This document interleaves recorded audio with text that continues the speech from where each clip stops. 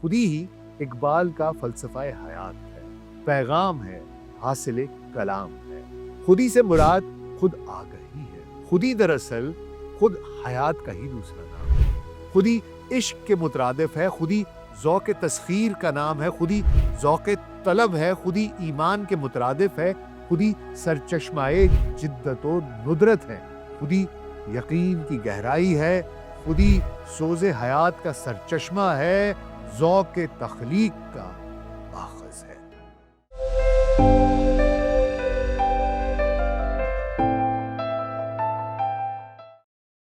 Global set pod cost میں doctor ناصر بے کے ساتھ آپ کی خدمت میں حاضر ہیں جی۔ السلام علیکم۔ آج 9 نومبر ہے، شاعر مشرق، مفکر پاکستان ڈاکٹر علامہ محمد اقبال کا یوم پیدائش۔ میں یہ چاہتا تھا کہ اقبال کے فلسفہ خودی پر آج آپ سے کچھ بات کی جائے، اس عظیم شاعر، فلسفی اور مدبر کی منفرد سوچ پر کچھ گفتگو کر لی جائے۔ خودی وہ بحر ہے جس کا کوئی کنارہ نہیں، خودی وہ بحر ہے جس کا کوئی کنارہ نہیں، تو آب جو اسے سمجھا اگر تو چارہ نہیں۔ یہی بہشت بھی ہے، حور و جبرائیل بھی ہیں، تیری نگاہ میں ابھی شوخی نظارہ نہیں۔ ازل سے انسان اپنی ذات اور کائنات کے متعلق چند بنیادی سوالوں کے جواب تلاش کرتا رہا ہے۔ انسان کی یہ جستجو شاید ابد تک جاری بھی رہے گی۔ یہ سوال بنیادی نوعیت کے ہیں۔ کائنات کیا ہے؟ آیا یہ واقعی کوئی وجود رکھتی ہے یا محض فریب نظر ہے؟ اگر فریب نظر ہے تو پس پردہ کیا ہے؟ میں کون ہوں؟ کہاں سے آیا ہوں؟ اس کائنات میں میری ذات کی حیثیت کیا ہے؟ اس طرح کے نہ جانے کتنے سوالات ہیں جن کے جواب ہر دور میں تلاش کرنے کی کوشش کی گئی۔ یہ سوالات ہی دراصل انسان کے وجود کا ثبوت ہیں۔ ایک فلسفی کا بنیادی کام کائنات کی انہی سچائیوں اور اس کی اٹل حقیقت کی دریافت ہوتا ہے۔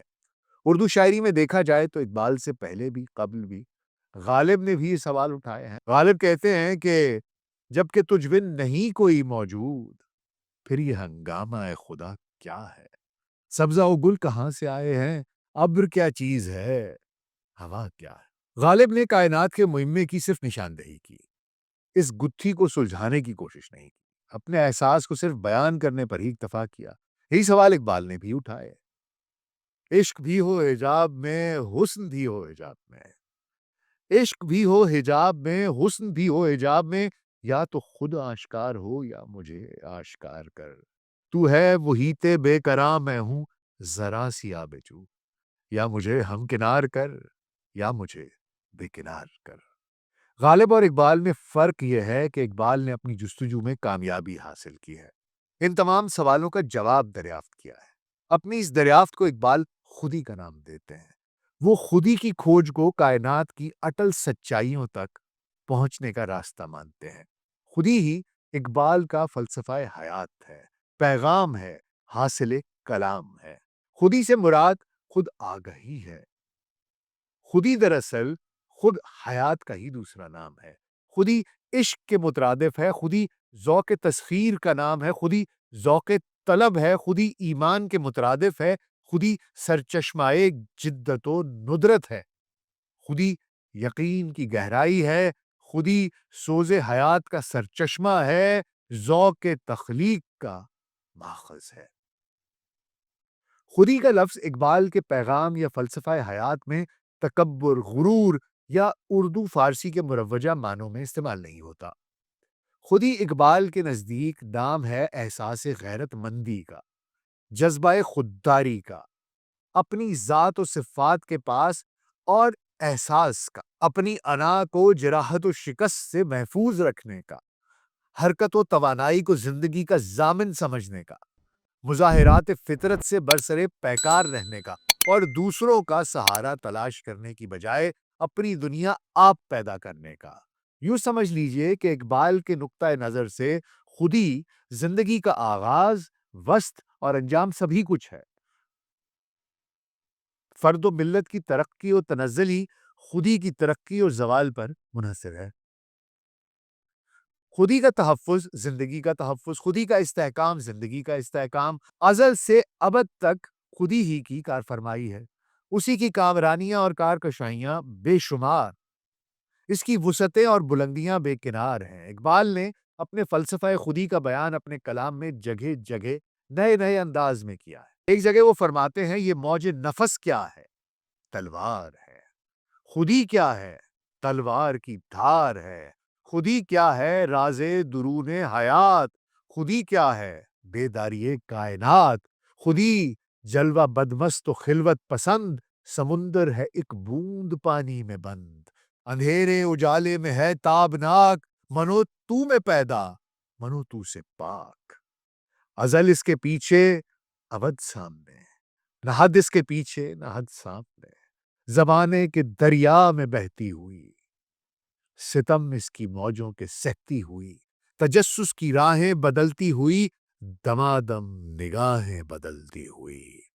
سبک اس کے ہاتھوں میں سنگے گراں، پہاڑ اس کی ضربوں سے ریگے رواں، سفر اس کا انجام و آغاز ہے، یہی اس کی تقویم کا راز ہے۔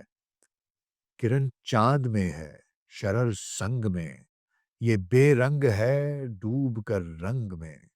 اسے واسطہ کیا کم و بیش سے، نشیب و فراز و پس و پیش سے، ازل سے ہے یہ کشمکش میں اسیر، ہوئی خاک آدم میں صورت پذیر۔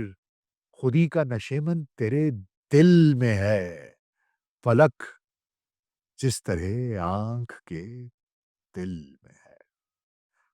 اقبال کے نزدیک انسان کی کامیابی کا انحصار خودی کی پرورش اور تربیت پر ہے۔ اقبال کا ایمان تھا کہ حق و باطل کی جنگ میں انسان نے ہمیشہ قوت اور تربیت یافتہ خودی کی بدولت فتح پائی ہے۔ وہ فرماتے ہیں خودی ہے زندہ تو ہے فقر میں شہنشاہی، خودی ہے زندہ تو ہے فقر میں شہنشاہی، ہے سنجرو تغرل سے کم شکوہ فقیر۔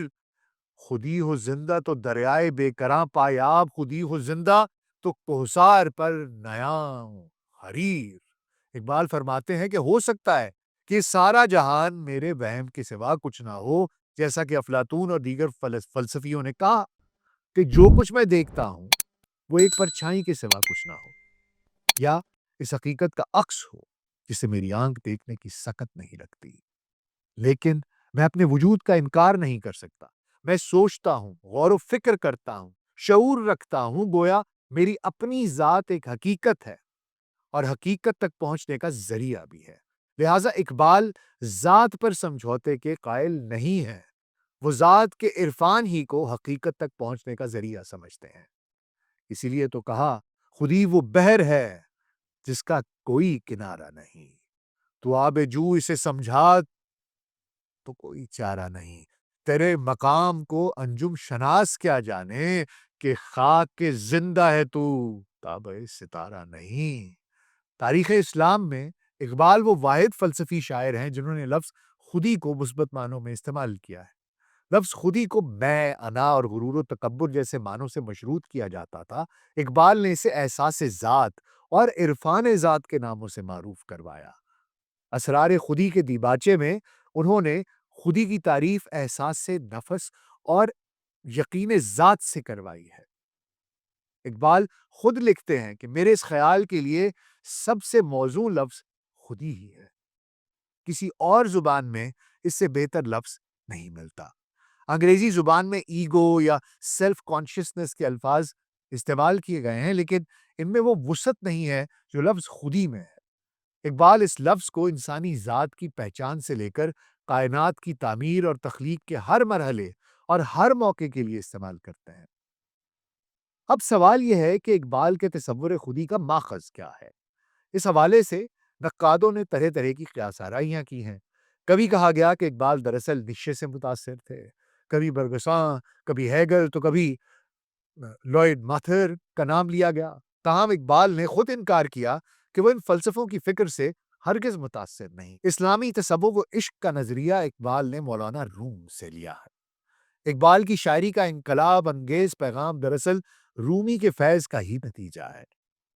اس کے بارے میں عبدالسلام ندوی لکھتے ہیں کہ خودی کا تصور ڈاکٹر صاحب کے فلسفے کی اساس ہے اور اسی پر ان کے تمام فلسفیانہ خیالات کی بنیاد ہے۔ بظاہر یوں معلوم ہوتا ہے کہ یہ یورپین فلسفہ بالخصوص نشے سے ماخوذ ہے، لیکن حقیقت یہ ہے کہ اس تخیل کو ڈاکٹر صاحب نے مولانا روم سے اخذ کیا۔ رومی انفرادی بقا کا قائل ہے اور کہتا ہے کہ خدا میں انسان اس طرح محو نہیں ہو جاتا جس طرح کہ قطرہ سمندر میں محو ہو جاتا ہے، بلکہ ایسے ہوتا ہے جیسے کہ سورج کی روشنی میں چراغ چل رہا ہے، یا جیسے لوہا آگ میں پڑ کر آگ ہو جاتا ہے لیکن اس کے باوجود اس کی انفرادیت باقی رہتی ہے۔ اقبال کے فلسفہ خودی کے لیے بھی یہی نظریہ مناسب تھا، اسی لیے انہوں نے اس کو مولانا روم سے اخذ کیا۔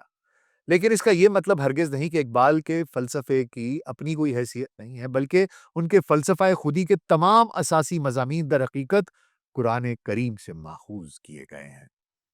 آئیے کیسے آپ کو بتاتا ہوں۔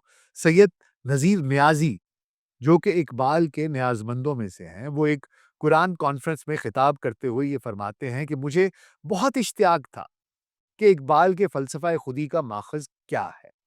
پھر اقبال سے اس بارے میں استفسار کیا تو ایک روز اقبال نے کہا کہ آپ میرے ہاں تشریف لے آئیے، کل صبح آ جائیے۔ فرماتے ہیں اگلی صبح میں اقبال کے ہاں گیا اور اقبال تشریف فرما تھے۔ انہوں نے مجھے اشارہ کیا کہ سامنے طاق پر قرآن مجید پڑا ہے، وہ لے آؤ۔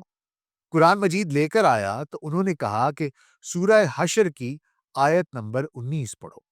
تو سورہ حشر کی آیت نمبر 19 کا مفہوم کچھ یہ بنتا ہے کہ ان جیسے نہ بنو جنہوں نے اللہ کو بھلا دیا اور پھر اللہ نے انہیں خود سے غافل کر دیا، خود سے بھلا دیا، اور یہی لوگ فاسقین میں سے ہیں۔ اور اقبال نے فرمایا کہ یہ میرے فلسفہ خودی کا وہ بیج ہے جس سے پورا فلسفہ خودی اگ کر بڑا ہوا ہے۔ اقبال کے نزدیک خودی اپنی تکمیل اور استحکام کے لیے غیر خودی سے ٹکراتی ہے، جس نسبت سے کوئی شے خودی میں مستحکم اور غیر خودی پر غالب ہے، اسی نسبت سے اس کا درجہ مدارج حیات میں نفیس ہوتا ہے۔ مخلوقات میں انسان اس لیے برتر ہے کہ اس کی ذات میں خودی ہے اور اس خودی سے فطرت انسانی مشاہدے کی پابند ہے۔ اقبال کہتے ہیں کہ خودی کی منزل زمان و مکان کی تسخیر پر ختم نہیں ہوتی۔ شاعر کا چشم تخیل انسان کی جد و جہد اور عمل کے لیے نئے نئے میدان دکھاتا ہے۔ خودی کی ہے یہ منزل اولی، مسافر یہ تیرا نشے من نہیں، تیری آگ اس خاکداں سے نہیں، جہاں تجھ سے ہے تو جہاں سے نہیں۔ خودی کو آگے بڑھانے میں ایک چیز بہت اہم کردار ادا کرتی ہے۔ اقبال نے اسے کبھی آرزو اور کبھی عشق کا نام دیا ہے۔ ارتقائے خودی میں عشق سب سے بڑا محرک ثابت ہوتا ہے۔ عشق سے پیدا نوائے زندگی میں زیر و بم، عشق سے مٹی کی تصویروں میں سوزے دم بدم۔ اقبال نے عشق کے کئی مدارج بیان کیے ہیں۔ عشق فقیہ حرم، عشق امیر جنود، عشق ہے ابن سبی، اس کے ہزاروں مقام۔ اقبال کا یہ عشق کہیں عشق جمالی کی صورت اختیار کر لیتا ہے اور کہیں جلالی دکھائی دیتا ہے۔ عشق کے مضراب سے نغمہ تار حیات، عشق سے نور حیات، عشق سے نار حیات۔ ڈاکٹر عابد حسین خودی اور عشق کا راستہ واضح کرتے ہوئے اپنے مضمون اقبال کا تصور خودی میں لکھتے ہیں، اس راہ میں ایک رہنما کی ضرورت ہوتی ہے اور وہ رہنما عشق ہے۔ عشق اس مرد کامل کی محبت کو کہتے ہیں جو معرفت نفس کے مدارج سے گزر کر خودی کے معراج پر پہنچ چکا ہو۔ رہنما کیا ہے، آپ کو ایک واقعے سے سمجھانے کی کوشش کرتا ہوں۔ کہتے ہیں کہ ایک سلطنت کا ایک بادشاہ تھا۔ ایک روز شکار کرنے جنگل گیا، ایک ہرن کا پیچھا کرتے کرتے ایک ندی، ایک دریا کے کنارے پہنچا۔ وہاں ایک لڑکی کپڑے دھو رہی تھی۔ بادشاہ نے اسے دیکھا اور اس کے حسن کا میں گرفتار ہو گیا، اس کے عشق میں گرفتار ہو گیا۔ بادشاہ نے معلوم کروایا وہ کسی کی کنیز تھی، اس کو گھر لے آیا، محل میں لے آیا، اس سے شادی کر دی، اس کو اپنی ملکہ بنا لیا۔ لیکن وہ لڑکی اداس رہتی تھی، ملکہ خوش نہیں تھی۔ بادشاہ نے اس کو بہت سے انعام و اکرام دیے، بہت سے تحائف دیے، سب کچھ دیا، لیکن وہ خوش نہیں تھی۔ اس کے وزیر نے ایک مشورہ دیا کہ جناب ایک طبیب ہے، وہ بہت ہی زیرک ہے، اگر کہیں تو اس کو بلاؤ۔ طبیب کو بلایا گیا اور پردہ کیا گیا، اہتمام کیا گیا، اور طبیب نے انہیں کہا کہ آپ ہاتھ باہر نکالیے۔ اس نے ان کا ملکہ کا ہاتھ پکڑا اور نبض دیکھنا شروع کر دی اور اس نے پوچھا کہ جناب بتائیے ملکہ صاحبہ کہ آپ کہاں کہاں رہی، اپنی پوری زندگی کی داستان سنائیے۔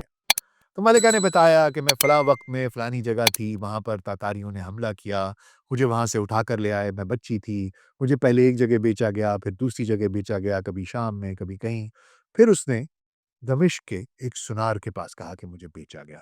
جب اس کا نام آیا طبیب نے دیکھا کہ اس کی نبض تیز ہو گئی ہے، بہت زیرک تھا، سمجھ گیا۔ اس نے بادشاہ سے کہا کہ جناب کیونکہ خواتین کو زیورات پسند ہوتے ہیں، کیوں نہ آپ کہیں تو ان کو ایک سنار کو میں جانتا ہوں، دمشق میں رہتا ہے، کیا خوبصورت وہ بناتا ہے، زیورات بناتا ہے، اگر آپ کہیں تو میں اس کو بلا لوں۔ بادشاہ نے کہا بلا لو۔ اب ملکہ نے جب سنار کو دیکھا تو وہ خوش ہو گئی، کیونکہ وہ اس کی محبت میں گرفتار تھی، وہ اس سے عشق کرتی تھی۔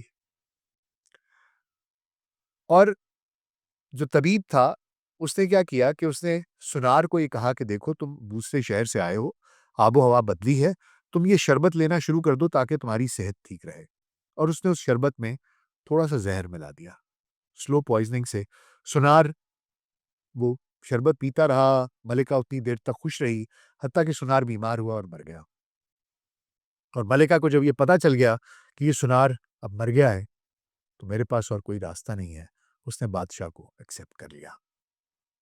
اس کہانی میں کہا جاتا ہے کہ ملکہ جسم ہے، سنار آپ کا نفس ہے، اور بادشاہ آپ کی روح ہے، آپ کی خودی ہے۔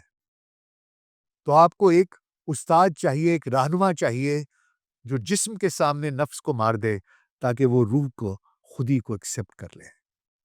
یہ وہ عشق ہے جس کے بغیر یہ حاجتیں، یہ دنیا کی غلاظتیں یہ مرتی نہیں ہیں۔ یہ رہنما کی کہانی ہے۔ اسی لیے تو اقبال فرماتے ہیں کہ مرد خدا کا عمل عشق سے صاحب فروغ، عشق ہے اصل حیات، موت ہے اس پر حرام۔ یعنی طلب و ہدایت کے لیے کسی مرد کامل کے آگے سر نیاز جھکانا تو خودی کو مستحکم کرتا ہے، لیکن مال و دولت اور منصب کے لیے کسی کا دست نگر ہونا اسے ضعیف بناتا ہے۔ جیسا کہ کہا ایک رہنما استاد چاہیے جو اسے عشق سے روشناس کرائے تاکہ وہ اپنی خودی کو پہچان سکے، اپنی روح کو پہچان سکے، اسے بلند کر سکے۔ گدائی صرف اسی کا نام نہیں کہ مفلس دولت مند کا طفیلی بن جائے، بلکہ دولت جمع کرنے کا ہر وہ طریقہ جس میں انسان محنت نہ کرے بلکہ دوسروں کی محنت سے فائدہ اٹھائے، جس کا وہ حقدار نہیں ہے، اقبال کے نزدیک وہ بھی گداگری ہے۔ حتیٰ کہ بادشاہ جو غریبوں کی کمائی پر بسر کرتا ہے وہ بھی سوالیو گداگری کا مجرم ہوتا ہے۔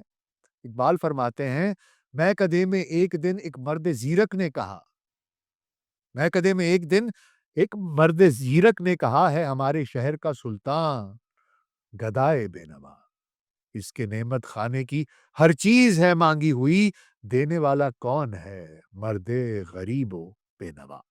گدائی اور فقیری میں زمین و آسمان کا فرق ہے۔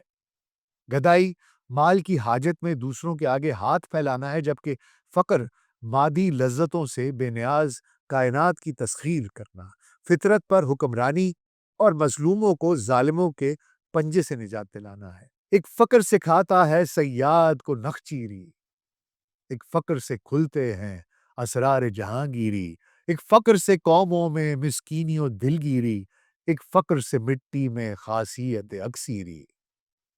اگر ہم اقبال کے فلسفہ خودی کا پس منظر جانتے ہیں اور اس کی جاننے کی جستجو کریں تو پتہ چلتا ہے کہ یہ کوئی اچانک وجود میں نہیں آ گیا۔ یہ علامہ اقبال کے برسوں کے عمیق مشاہدے اور غور و فکر کا نتیجہ ہے۔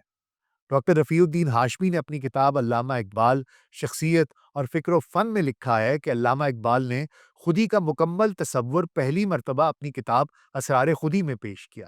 انہوں نے اسرار خودی کا آغاز تو 1911 میں کیا، لیکن اس کی تکمیل 1914 میں ہوئی۔ یوں اقبال نے تقریباً 2.5 سے 3 برس میں خودی کا مکمل تصور مسلمان عالم کے سامنے رکھا۔ ڈاکٹر رفیع الدین ہاشمی کے مطابق اقبال نے اسرار خودی کا آغاز اپنے والد محترم کی تجویز پر کیا۔ البتہ تصور خودی کی تدوین کے پیچھے کئی ایک دوسرے محرکات بھی کار فرما تھے۔ جن میں اقبال کا قیام یورپ، سلطنت عثمانیہ کا خاتمہ، مسلمانان بر صغیر میں انتشار اور ملت اسلامیہ کا اجتماعی زوال شامل ہے۔ اقبال کے دور کے یہ وہ اہم ترین واقعات ہیں جنہوں نے ان کی سوچ کا دھارا بدل دیا، اور پھر انہوں نے مسلمانوں کے مسائل کا حل تعمیر خودی میں دریافت کیا۔ اقبال کے ہاں خودی، خود شناسی، خدا شناسی اور خدا بینی کا ذریعہ ہے۔ وہ معرفت الہی کے لیے تصور خودی کو بنیادی اہمیت دیتے ہیں، لہٰذا کہتے ہیں آشنا اپنی حقیقت سے ہو اے دہقاں ذرا، دانا تو، کھیتی بھی تو، باراں بھی تو، حاصل بھی تو۔ اقبال کے ہاں تربیت خودی کی تکمیل کے 3 درجات ہیں۔